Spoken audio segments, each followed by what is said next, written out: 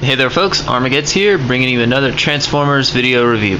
And today we're going to be taking a look at the Transformers Generations Fall of Cybertron Air Raid, who is a kind of controversial figure. I don't want to say steal, but I've had this figure for a while, and my thoughts on it, you know, a lot of the reviewers around there do have a lot of similar thoughts, and this guy really just is not Air Raid to me. Like a lot of people say, he just doesn't look anything like Air Raid.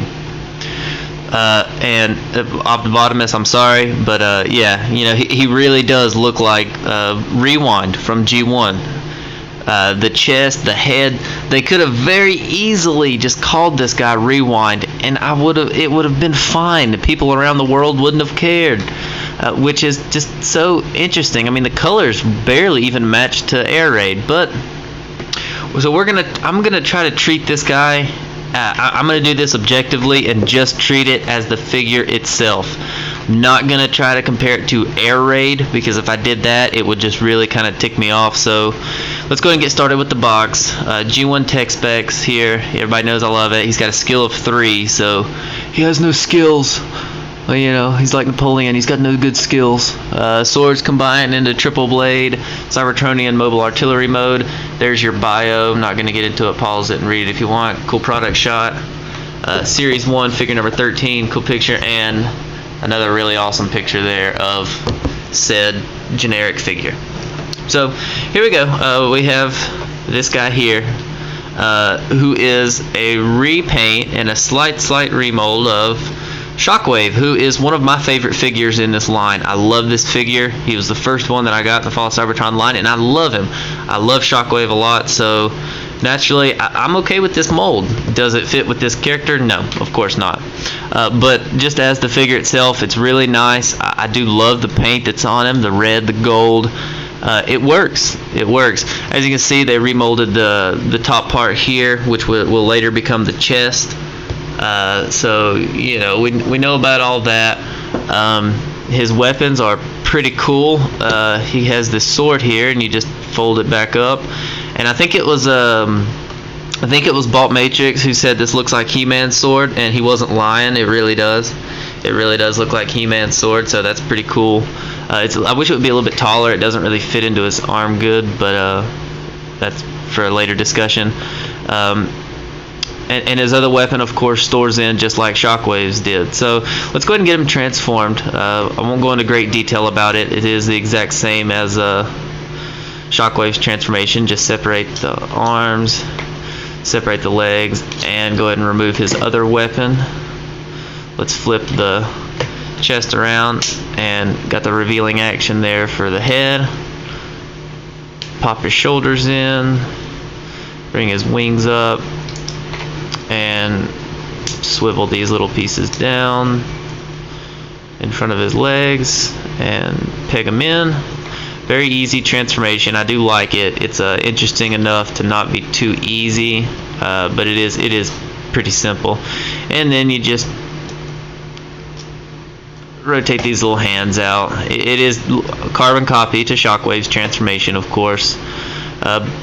So here we have this guy that's a remold of Shockwave. I don't want to call him Air Raid, because the mold looks I mean, the head doesn't look like Air Raid. The chest doesn't look like Air Raid from the game. Nothing about this figure looks like Air Raid, except some of the colors are pretty similar. So I mean, here we have him. So just as the figure itself, I like it. I really loved the Shockwave mold. So again, I'm gonna really love this guy's mold. I do love the new chest here. One thing that I forgot to mention it.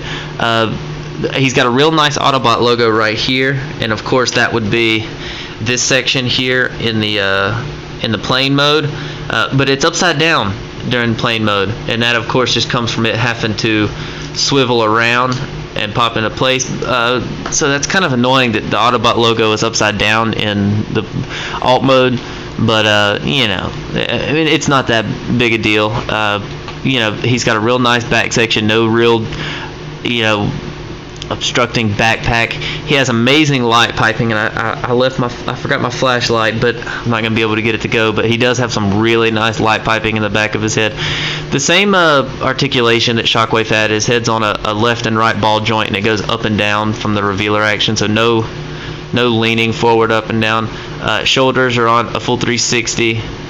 Ball joint here at the elbow, and you get a little bit of wrist action from the transformation. Legs in and out, ball joint, swivel here at the knee, and some foot play just again because of the transformation. Nothing at the waist. So he does look good. As for his accessories, here is his He-Man sword look-alike, and this is really my favorite part. Again, I wish it was a little bit taller. Yeah.